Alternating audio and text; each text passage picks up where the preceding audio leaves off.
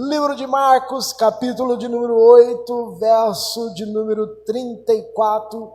Tema da mensagem dessa noite: 3 lições práticas para vivermos o Evangelho.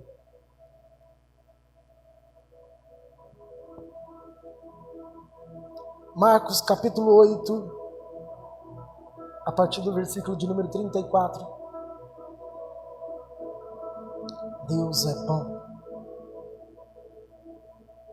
Aleluia, Jesus.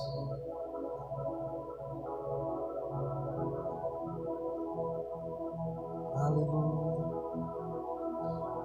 Aleluia.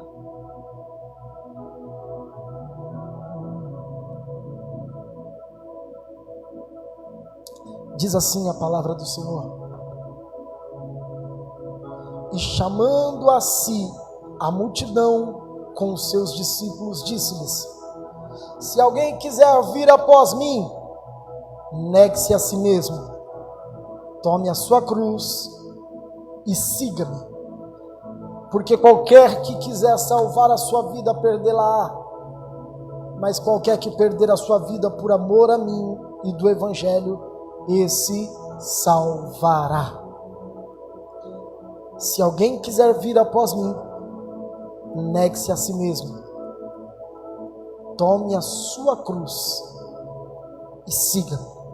Feche seus olhos nesse momento. Peça para que o Espírito de Deus fale ao seu coração. Peça para que a palavra de Deus seja revelada, que ela flua na sua alma como um rio de água viva nessa noite. Que não seja mais um culto, que não seja mais um tempo, que não seja somente mais um momento, mas que seja uma noite especial onde a glória de Deus se manifestará através da sua palavra. Espírito de Deus, tenha liberdade para falar conosco, tenha liberdade para comunicar aos nossos corações, tenha liberdade, Espírito de Deus, para revelar sobre nós o teu propósito. Nós nos abrimos ao Senhor o nosso coração para recebermos a tua palavra e a nossa mente para entendimento e revelação daquilo que o Senhor tem para nós. Leva-nos, ó Senhor, à profundidade das águas. Ó Deus, leva-nos, ó Senhor, a águas profundas no teu Espírito. Leva-nos, ó Senhor, a águas, ó Senhor, que cubram, ó Senhor, os nossos tornozelos, os nossos artelhos, os nossos lombos. Ó Deus, a ponto de nadarmos no rio do teu Espírito e entendemos a profundidade da excelência do céu sobre nós. Continue, ó Deus, falando conosco. Tenha liberdade para comunicar aos nossos corações. Em nome de Jesus. Amém e amém. Meus amados, quando falamos sobre algumas práticas do Evangelho, quando falamos sobre valores reais da nossa vida cristã, nós entendemos nesse discurso de Jesus uma das mais enfáticas e desafiadoras propostas que Cristo ofereceu. Esse texto ele é um texto sinótico, então você vai observar o mesmo texto no livro de Lucas e no livro de Mateus, com quase a mesma referência, mas com um teor um pouco mais contundente no livro de Marcos, de forma específica no livro de Marcos. O que mais me chamou a atenção dentro desse texto? A primeira coisa e o maior desafio de Jesus foi tirar a multidão, ou da multidão, discípulos. Tirar da multidão discípulos é um grande desafio. E chamando para si a multidão com os seus discípulos, ou seja, ele queria mais discípulos. Ele iria comissionar mais homens. E ser discípulo é compreender aquilo que Cristo tem para nos ensinar. Porque só tem percepção de discípulo aquele que anda, obedece e entende o que o mestre quer nos ensinar. A multidão, tirar da multidão discípulos, é um desafio constante. Fazer da multidão e fazer com que a multidão compreenda o que é ser discípulo é muito difícil, porque a multidão não vê o que Cristo vê nos discípulos. A multidão não vê o que o discípulo vê. A multidão não anda na atmosfera que um discípulo anda. A multidão não tem a percepção espiritual que o discípulo tem. A multidão não tem o ouvido aguçado como o discípulo tem. É por isso que a grande dificuldade da caminhada, e aqui é o grande desafio lançado por Jesus, foi primeiro deles, tirar da multidão discípulo, porque a multidão ela caminha sem compromisso, ela caminha por conveniência, ela caminha por aquilo que ela pode ver, por aquilo que ela pode tatear, por benefícios que ela pode ter. É diferente do discípulo, porque o discípulo ele começa tendo alguns desafios na sua vida, e esses desafios propostos por Jesus nem sempre é compreendido por todos, e ele lança esse desafio dizendo: olha, ó multidão, se alguém quiser vir após mim, primeira coisa, negue-se a si mesmo. Segundo, tome a sua cruz. E terceiro, siga-me. Negar a si mesmo, tomar a sua cruz e seguir. Não há outro segredo, não há outro meio, não há outra opção para ser discípulo de Jesus, a não ser negar a si mesmo, tomar a sua cruz e segui-lo. Ele não dá aqui um ato opcional: olha, se você quiser ser o meu discípulo, você pode fazer um ou outro, você pode optar-se para uma ação ou outra. Não, ele quer falar, ele está muito enfático e imperativo, dizendo: olha, se quiser seguir após mim, negue-se a si mesmo, tome a sua cruz e siga-me. Quando falamos a respeito de negar a si mesmo, o primeiro ponto, a primeira lição prática para vivermos o Evangelho, quando falamos de negar a si mesmo, falamos em anularmos a nossa vontade para nos sujeitarmos totalmente à vontade dele. Anularmos o nosso querer para que o querer deles prevaleça. Anularmos os nossos desejos para que o desejo deles seja real e seja prevalente sobre nós, para que a vontade deles seja soberana. E não adianta achar que isso é simples, que isso é fácil, que não é. O que pode ser algo muito literal, foge da realidade normal da ação que o ser humano precisa de tomar, de que o discípulo precisa de tomar. Quando fala em negar-se a si mesmo, anular-se a si mesmo, fala em eu deixar de ser quem eu sou para que ele prevaleça em mim. É por isso que João, capítulo 3, nós pregamos semana passada, 3:30, fala: olha, convém que ele cresça e que eu diminua. Sabe o que ele está fazendo aqui? Eu me anulo em favor de Cristo. Eu renuncio em favor de Cristo. É por isso que a oração de Mateus 6,10, ele fala muito bem fixado no Pai Nosso, dizendo com relação a isso: venha o teu reino e seja feita a tua vontade. E aí vem um questionamento: você está preparado para viver a vontade de Deus? A vontade de Deus nem sempre é a nossa vontade. A vontade de Deus às vezes contraria aquilo que você imagina ser a sua própria vontade. A vontade de Deus às vezes pode agir na contramão daquilo que você entende ser bom para você, porque a vontade de Deus nem sempre vem para nos agradar. A pastora pegou uma mensagem minha, sabe lá Deus de que século, que ela postou no Facebook hoje de manhã, e veio bem de alinhamento com o que eu ia falar. A presença de Deus não traz conforto, mas traz confronto. A presença de Deus te incomoda. Quando você sai do culto e fala: uau, que culto sensacional, que culto maravilhoso, nossa, que glória de Deus, que presença de Deus, e essa palavra não gerou transformação na sua vida, não valeu de nada. Foi só mais um tempo passado. Porque o que você tem que fazer é sair daqui e entrar em crise na sua alma, dizendo: eu preciso anular-me para que Cristo viva em mim. Sabe o que é anular? É deixar desejos carnais, desejos humanos, desejos pessoais, desejos psíquicos que às vezes dominam o meu querer e a minha vontade, para que a vontade dele prevaleça sobre mim, para que a vontade dele reine sobre mim. Lutamos diariamente para que tudo em nós seja anulado em favor do Evangelho. Nosso eu, nossas vontades, nosso ego, nossas crises psíquicas, morais, espirituais. Sabia que também tem crises espirituais? De se achar que está e não está, de se achar que faz e não faz, de se achar que tem e não tem, se achar que é e não é. São crises que precisamos de nos anular constantemente, diariamente.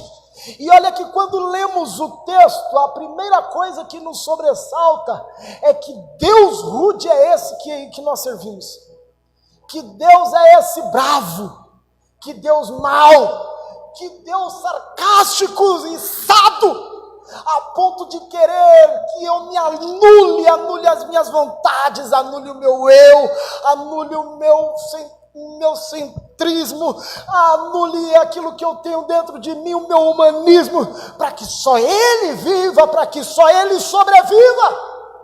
Que Deus ruim é esse, que não atende às minhas vontades, que não vê o meu bel prazer, como se o meu bel prazer fosse muito bom, como se eu soubesse fazer o que eu tenho que fazer, como se eu soubesse agir da maneira que devo agir, como se eu devesse falar da maneira que realmente Deus quer que eu devesse falar. É por isso que dependemos e necessitamos diariamente da dependência e do controle de Deus. Esse pensamento, quando olhamos o texto, parece até ser duro. Parece que Deus é um Deus mau, parece que Deus é um Deus útil. Vocês estão conseguindo perceber o que Deus está falando nessa noite?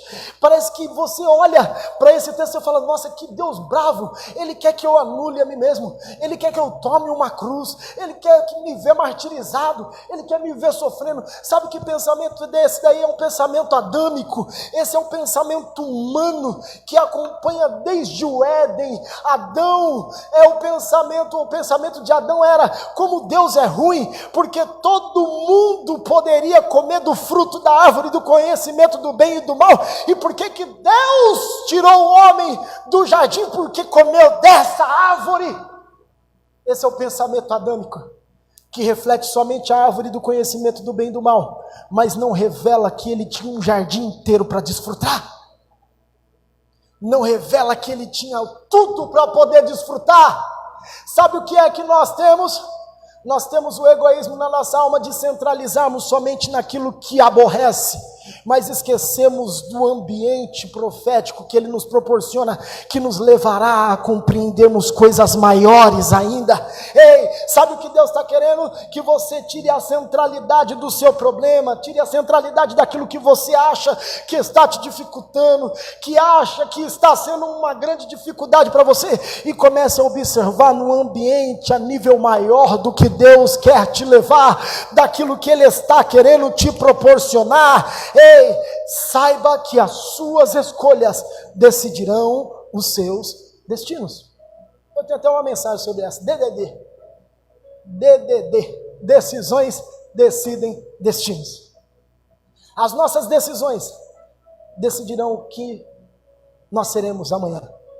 Decidirão o caminho, o propósito de Deus. Decidirão a forma de como Deus vai agir ao nosso respeito. É por isso que o bem da verdade é que a nossa luta contínua chancela o nosso passaporte para o céu. É por isso que o apóstolo Paulo abre comigo no livro de Efésios, capítulo 4, verso 22. O apóstolo Paulo é muito enfático em dizer sobre isso. Ele fala assim no livro de Efésios, capítulo 4, verso 22 a 24, dizendo: olha, portanto, abandone a velha natureza, que lhe fazia com que vocês vivessem uma vida de pecados, que estava sendo destruída pelos seus desejos enganosos. É preciso que o coração e a mente de vocês sejam completamente renovados.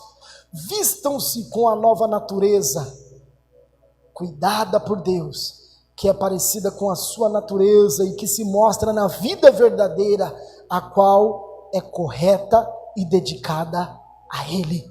Olha que lição que o apóstolo Paulo nos dá. Ele nos fala sobre a prática diária de nos despirmos do nosso velho homem que se corrompe com os desejos enganosos. Ou seja, aquilo que achamos que é bom para nós, se não dedicarmos diante de Deus, não teremos a revelação do que é bom para nós. Se não submetermos a nossa vontade, nos anularmos plenamente para Deus, não saberemos o que é bom para nós. É por isso que ele fala do velho homem, que você precisa de pregar o velho homem todos os dias. Matar o velho homem. O bispo Domingos sempre falava isso, que o nosso velho homem, ele fica pregado na cruz com esparadrapo. Se você vacilar, ele sai correndo. Sai correndo. O seu velho homem está pregado com esparadrapo. Na primeira buzinada que você vê na rua, você grita, você xinga. A primeira coisa que acontece, você descontrola, porque precisamos matar o nosso velho homem todos os dias. O velho homem que nos afasta da graça, o velho homem que nos afasta do propósito de Deus, o velho homem que nos afasta de aproximarmos mais de Deus, de amarmos ao Senhor, de estarmos diante do Senhor todos os dias, entendendo o que Ele tem para nós. É nessa batalha diária que nós precisamos de nos aproximarmos mais de Deus, nos aproximarmos mais de Cristo, a ponto de nos apropriarmos da identidade de um verdadeiro cristão. Sabe o que é isso? É você saber quem você é, para onde você vai, e nada disso lhe importa. Nada mais te importa. Você quer ficar despreocupado? É quando você entra dentro de uma embaixada em um território internacional. Você se sente em casa. Fala se não é verdade. Você se sente em casa. Você pode estar no meio da guerra, pode estar no meio da batalha, pode estar vindo bomba de tudo quanto é que é lado. Você está dentro da embaixada, você está guardado. Sabe por quê? Porque lá você tem a sua identidade preservada. Sabe qual é o nosso problema? É que nós ainda não entendemos a nossa identidade como cidadãos do céu. E aí tudo que é terreno nos afeta. Tudo que é fora da normalidade, tudo que é fora do sobrenatural, nos afeta, nos tira a paz. E isso é para todos nós. É uma batalha constante. Essa semana eu fui parar no hospital, me travou a coluna. Olha só, menino novo, com problema de gente velha. Isso é coisa do Isaías, não é minha. Fui parar no hospital. Mas sabe o que era? Tirou chapa, tirou não sei o que, fez um monte de coisa. Tirou chapa, não é raio-x, né? É raio-x. Tirou chapa, coisa pré-histórica, gente. Tirar chapa. Daqui a pouco ele fala que vai passar no mimeógrafo. Misericórdia. Tirou chapa, é coisa antiga. Meu Deus do céu. Olha, agora eu fui na pré-história. Fiz o raio-x, virou. Pastor, eu fiz isso, fiz aquilo e tal. O médico falou assim, você não tem nada. Eu falei, mas tá doendo. Ele falou, eu vou te dar 2 injeções. Eu falei, injeção, eu não gosto. Mas vai tomar para melhorar. Fui tomar injeção, pastor, pensa, sofrido. Aí o rapaz falou assim, eu fui tirando aqui a mão. Aí ele falou, lá atrás. Aí fui de um lado, ele falou, não, é 2. É uma do lado, outra do outro. Eu falei, endemoniado, vai me atrapalhar, como é que eu vou voltar para casa, Jesus? Foi 2, deu uma de um lado, outra do outro. Ai, relaxei, voltou ao normal. Passei uma noite sem dormir. Sabe por quê? Preocupação, estresse, preocupação. Ai, Jesus, o que vou fazer com o aluguel da igreja? Ai, o que eu vou fazer com as minhas contas? O que eu vou fazer com não sei o quê? Ei! Aí Deus me deu uma pancada. Falou: ei, descansa, crava o seu velho homem na cruz, entenda que todo comando e controle está nas minhas mãos. Entenda que você não tem uma identidade terrena, você tem a sua cidadania celestial. E quem está no controle é o Senhor dos exércitos, que comanda todas as coisas.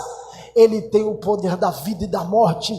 Ele tem o controle de tudo, de todas as coisas. A partir do momento que nós entendemos que somos cidadãos dos céus, nós tomamos posse da herança que o céu já nos liberou. Então ele começa a liberar sobre você cura, poder, restauração, milagres.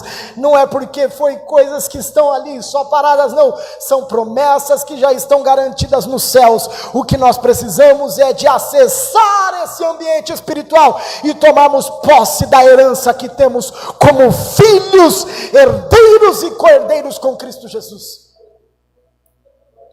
Segundo segredo, segunda prática que precisamos de tomar para vivermos uma vida plena no Evangelho: tome a sua cruz. Tome a sua cruz.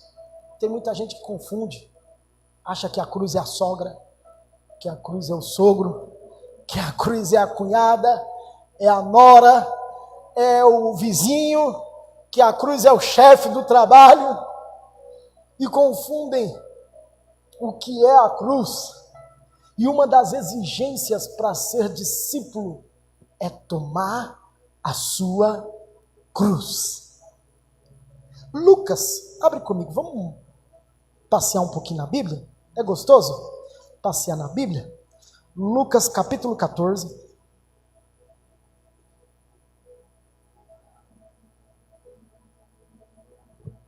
Lucas 14, verso de número 25. Diz assim: ora, ia com ele uma grande multidão, mesmo texto praticamente.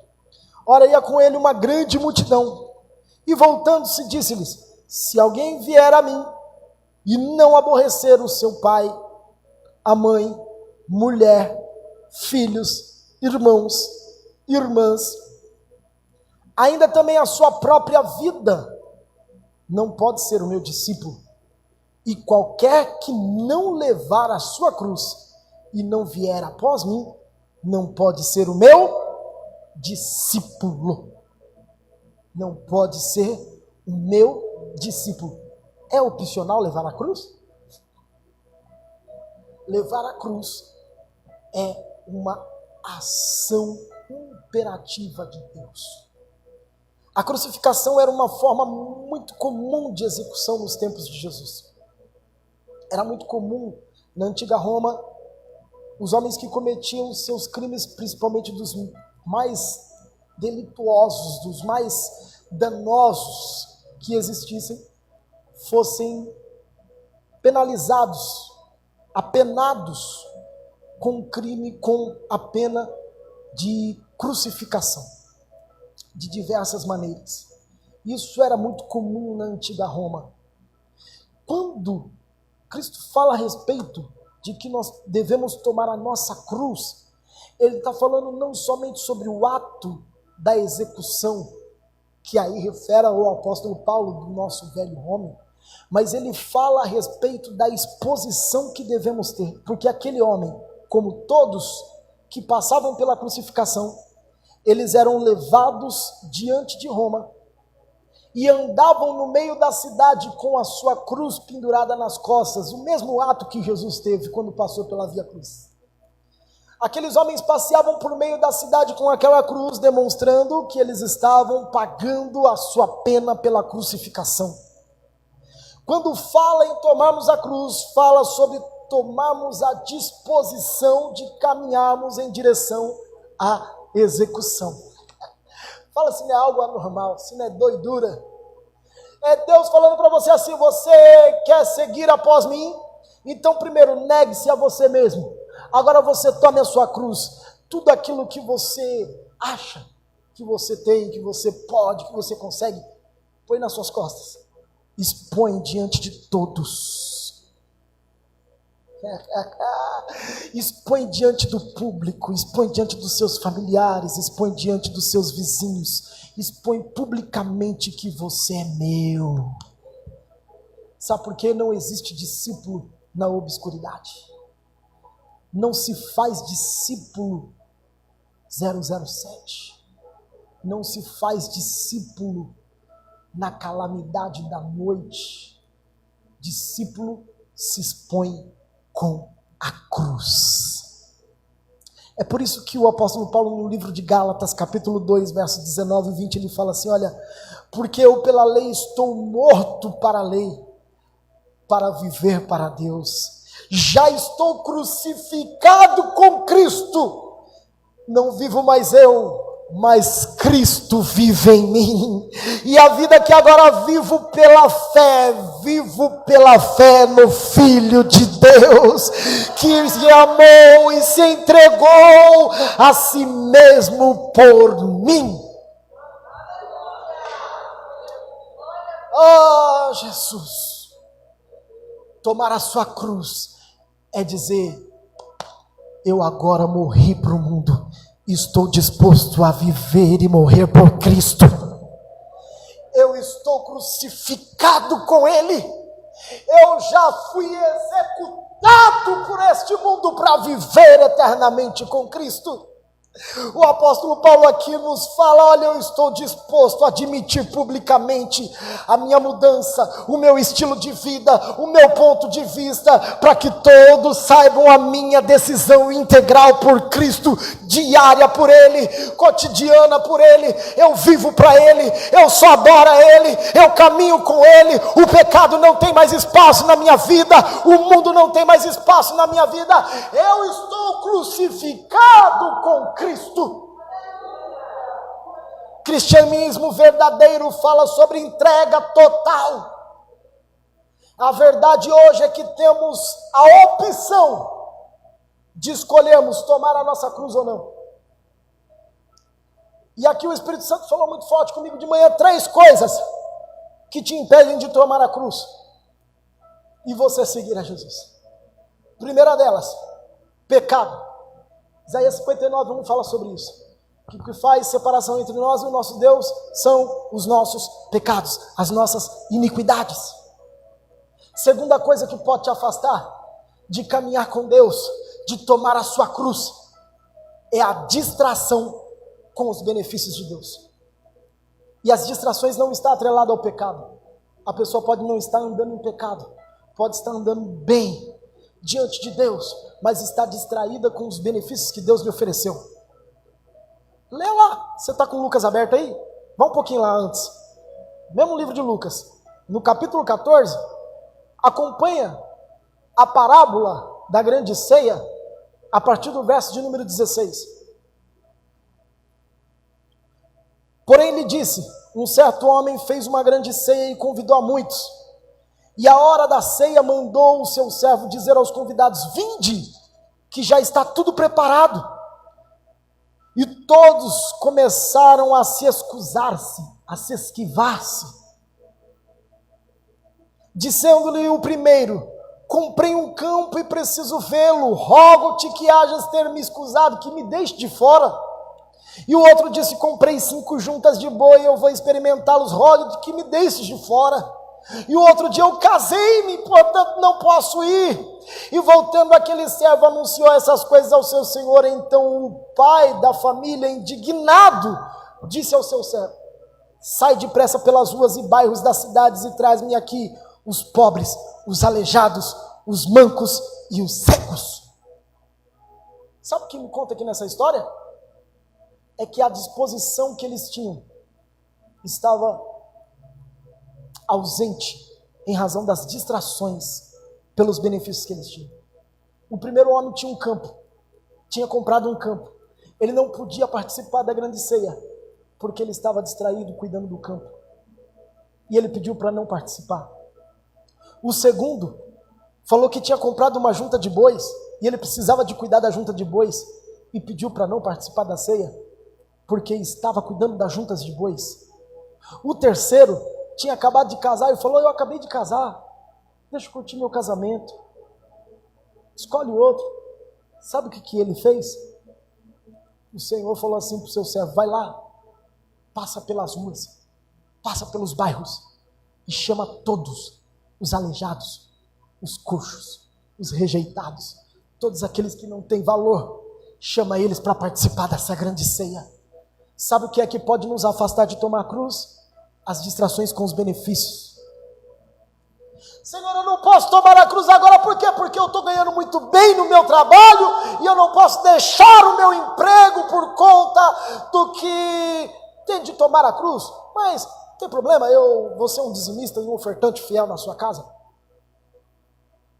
Ah, Senhor, eu não posso tomar a cruz agora porque eu acabei de casar, eu estou com a minha família lá e meus filhos estão crescendo e agora eu não posso, então, chama outro. Senhor, eu não posso viver e tomar aquilo que o Senhor tem me dado por grande ceia para poder participar da ceia, porque eu estou muito ocupado com as distrações. É pecado? Não, não é. Está errado? Não, não está. Mas as suas decisões decidirão os seus destinos.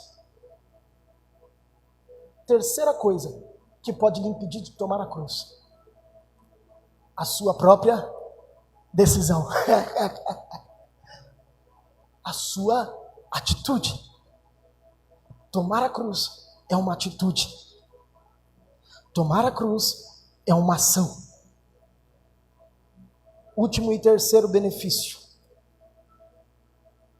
Terceira lição que nós tiramos de vivermos um evangelho.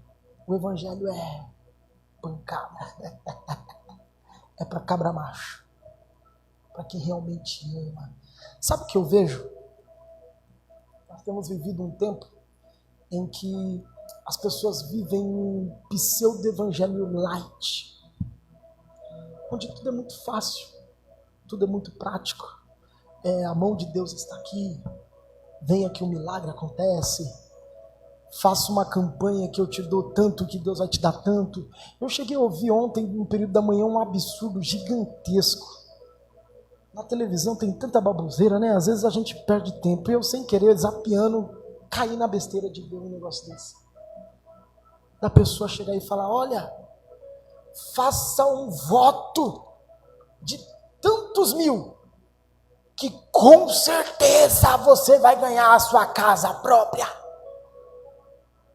Na hora eu falei: que salafrário, mentiroso.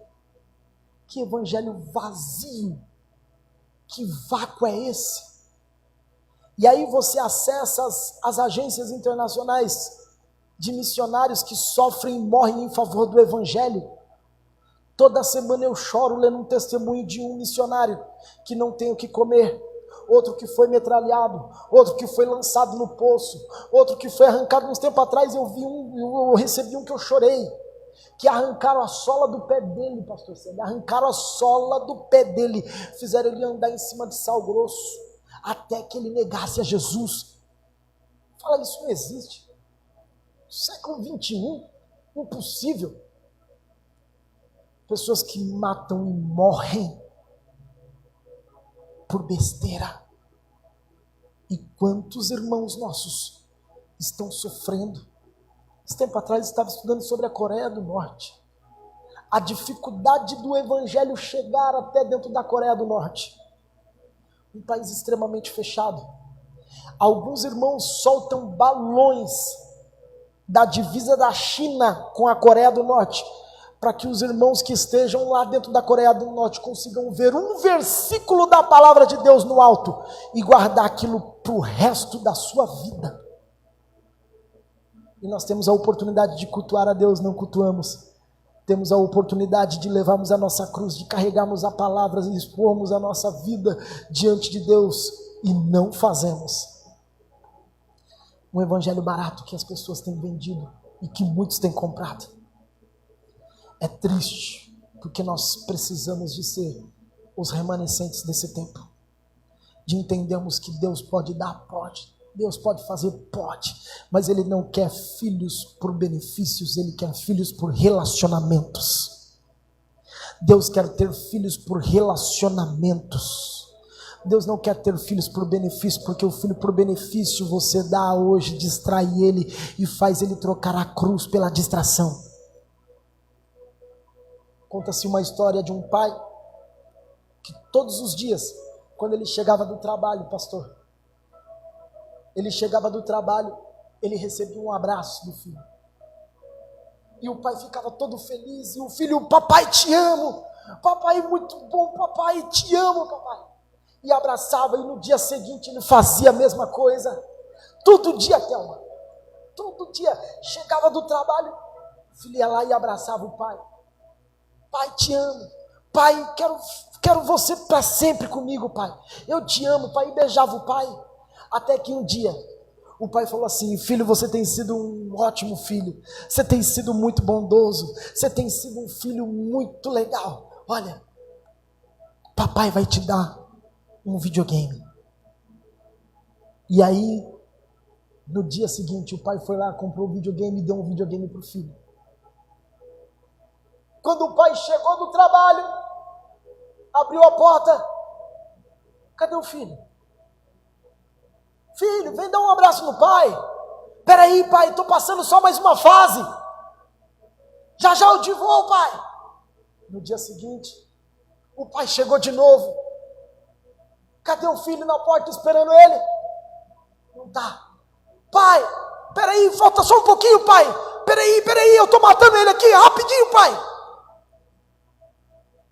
Sabe o que fez? A distração tirou o relacionamento do pai com o filho.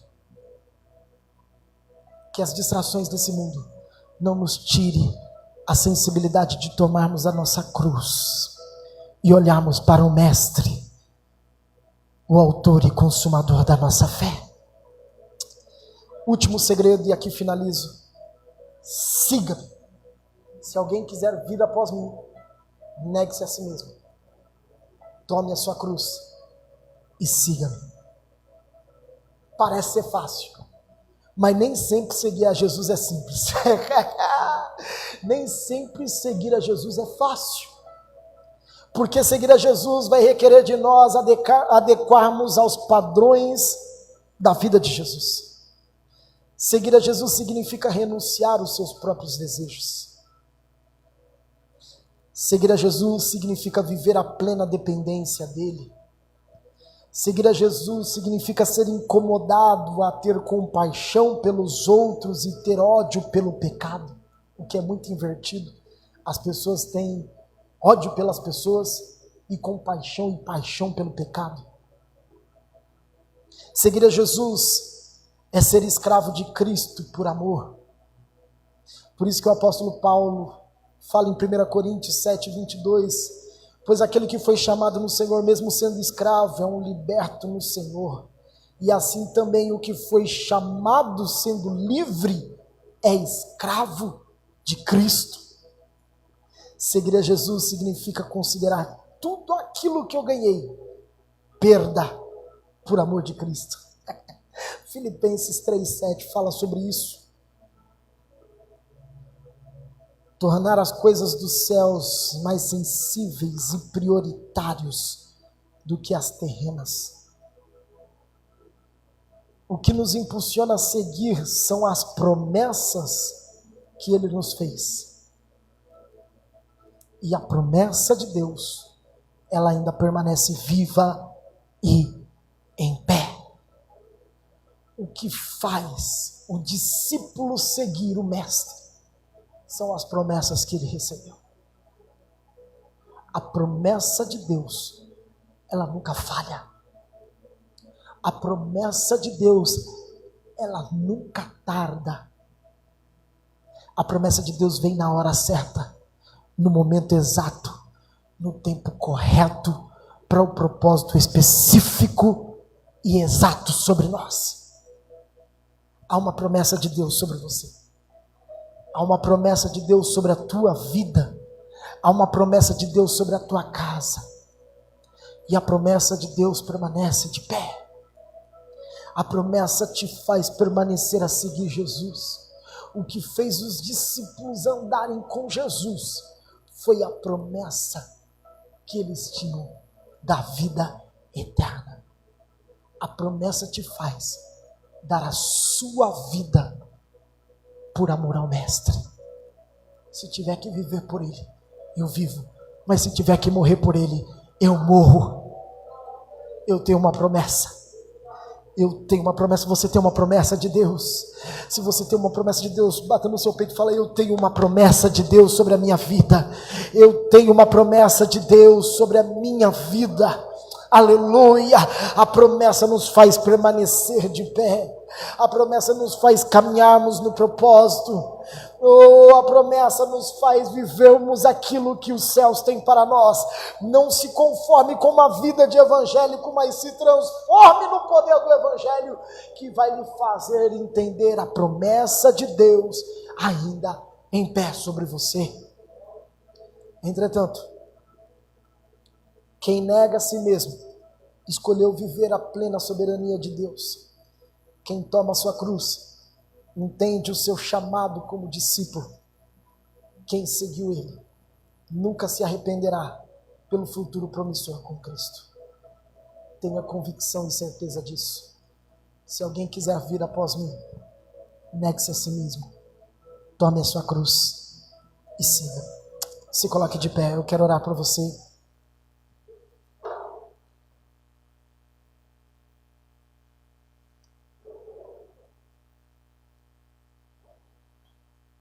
Feche os seus olhos. Hoje é uma noite de aprendizado, uma noite de renúncia, de prática, uma noite de exercício da nossa fé. Nós estamos vivendo um tempo em que nós precisamos de nos posicionar como discípulos do Senhor. No meio da multidão, só discípulo entende o que é negar a si mesmo, tomar a sua cruz e seguir a Jesus. A multidão nunca vai entender isso. A multidão vai achar que é loucura. A multidão vai achar que você está pinel da cabeça. Mas a multidão nunca vai entender a promessa que Deus te fez. A multidão nunca vai entender que há uma palavra de Deus sobre você. A multidão nunca vai entender que há um chamado de Deus fluindo dentro de você. E para isso você precisa de negar a si mesmo, de tomar a sua cruz e de segui-lo. Eu quero nesse momento te dar a oportunidade, apresentar a sua vida no altar do Senhor enquanto estivermos adorando ao nosso Deus. Se você sentir de ajoelhar, se ajoelhe. Se sentir de vir até o altar, venha até o altar. Mas eu quero que você se comissione ao Senhor nessa noite e fala: Deus, eu já estou chegando na metade de 2021, está no tempo de me posicionar como discípulo. Eu quero tomar a minha cruz, eu quero negar a mim mesmo e eu quero seguir ao Senhor.